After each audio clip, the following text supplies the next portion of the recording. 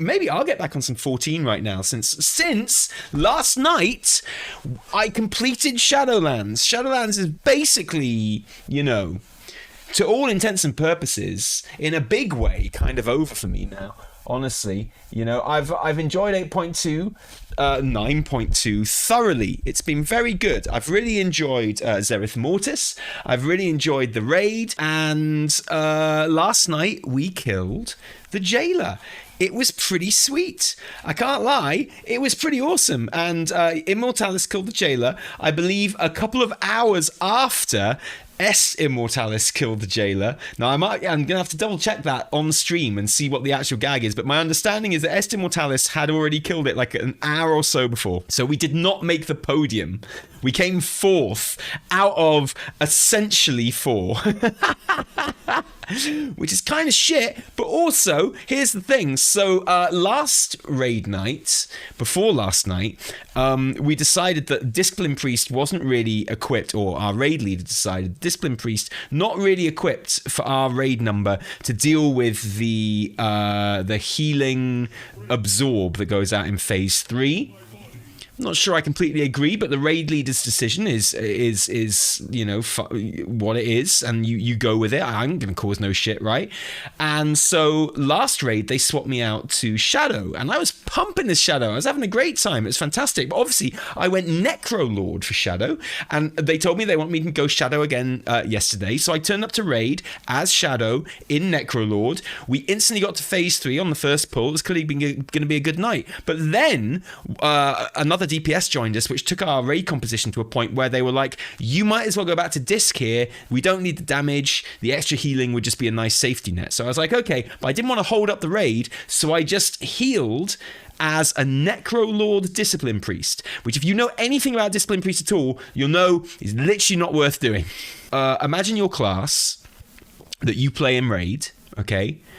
And now, imagine how you do on whatever meters you do, whether that be healing or damage or whatever, okay? And imagine, maybe your class is one that does quite well on the meters. Maybe it's one that doesn't do very well on the meters at all. Now imagine that you don't have access to your main cooldown. Now imagine what your class would look like without your main cooldown. That's basically what Disc is like if you can't play as Venthyr or Bastion or Kyrian.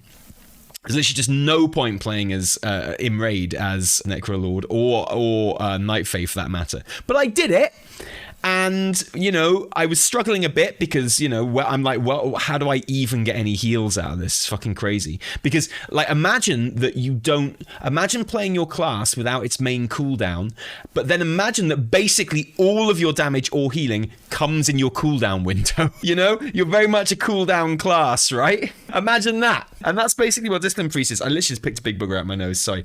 And that's what it was, right? So we killed it. And that's great. Very glad we killed it. And obviously my numbers were terrible. They were trash. My healing numbers were absolute trash. But I didn't care because we killed it. And I fell down a hole as we killed it, which I think counts as being alive when we killed it. I fell down the hole and I was like, no! And then the achievement came up on the screen. I killed the jailer as a Necro Lord Disc Priest.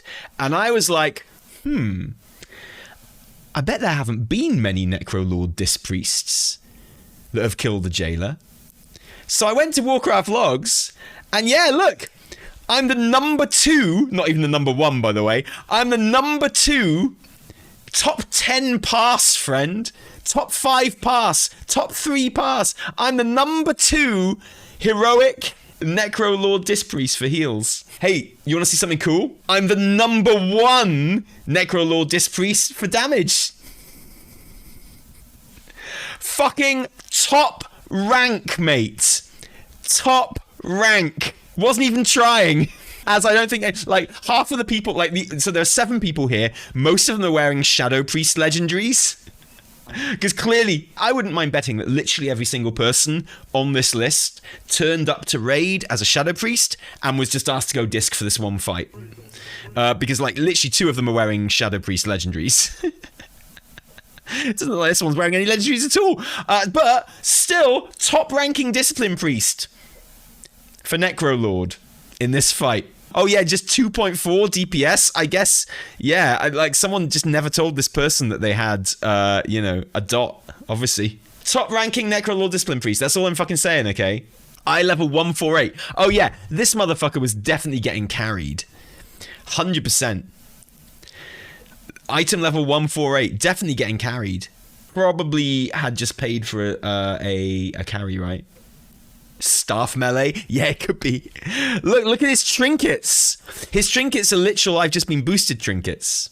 Interesting. And look, he's got no soulbinds and no conduits. Which means he hasn't even...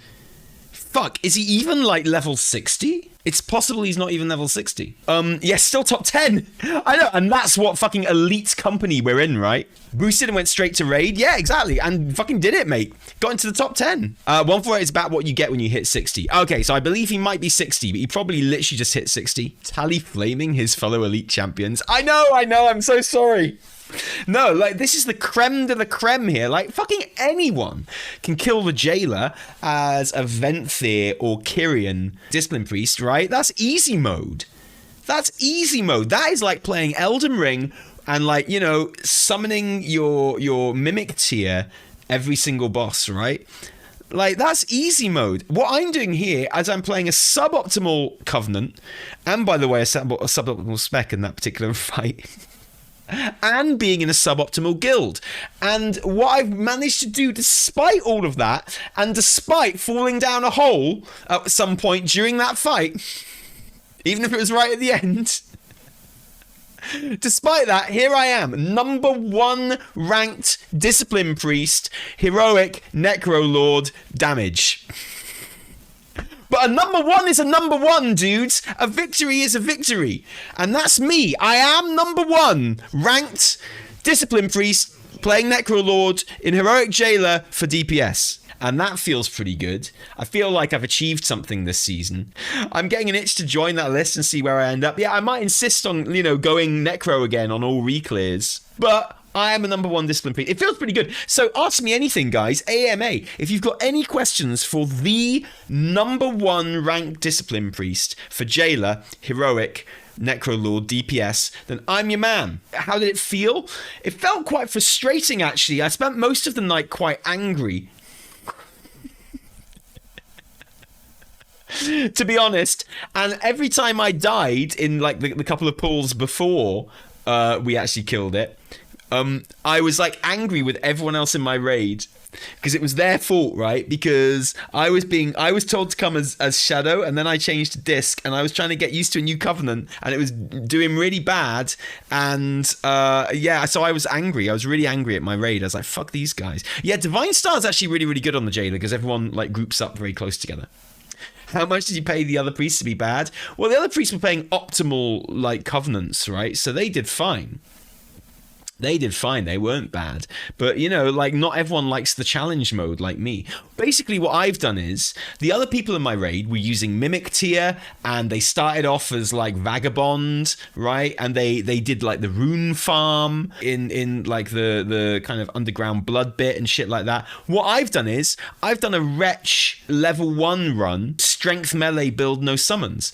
That's what I've done. Don't feel bad if that's how you play Elden Ring. That's how I beat Elden Ring the first time. I'm not a souled veteran or anything like that. So I I wanted to be like a mage sword, right? So I was using Kyrian sword and shit like that. And that led into like using some spells and stuff. And I think I killed Elden Beast with like Rock Sling in the end. Rock Sling very good against Elden Beast. And definitely summoning Spirit Ashes the whole time. And don't feel bad about that. And that's why I wanted to do my second run in Elden Ring because like most of those last bosses I barely even saw. Everyone talked about how hard Fire Giant is. I one-shot that motherfucker with my summon and my Moon Veil. right? People talk about like the gauntlet of bosses at the end there. I one-shot most of them. I one-shot the fucking Godsking duo in Faramazula. I one-shot Godric. I one-shot like a lot of people. So I was quite nervous about starting my strength run as a wretch, right? And I thought, okay, well look, maybe I won't bother if it's going to be too hard. You know, I've got other things to do. So what I'll do is I'll start as like a level 1 wretch. I'll go out, and if I can kill the tree sentinel, then I will embark upon this strength melee no summons run. So I went out, and I did, after 6 hours, kill the tree sentinel, and I enjoyed it so much, and I've enjoyed my strength run so much, and I really enjoyed my first run of the game as well. And it was brilliant. And like after finishing the game the first time, I thought it was one of the best games I'd ever played. And I've enjoyed it even more in many ways. Like I haven't enjoyed obviously the discovery and the exploration so much in the second run, because I've kind of done all that. But like the actual kind of gameplay, I have like enjoyed more, probably. Definitely actually, as a strength no summons dude. It's been really cool. Tally, what do you think of the Queen of the Forsaken thing? Good question. Let's find out.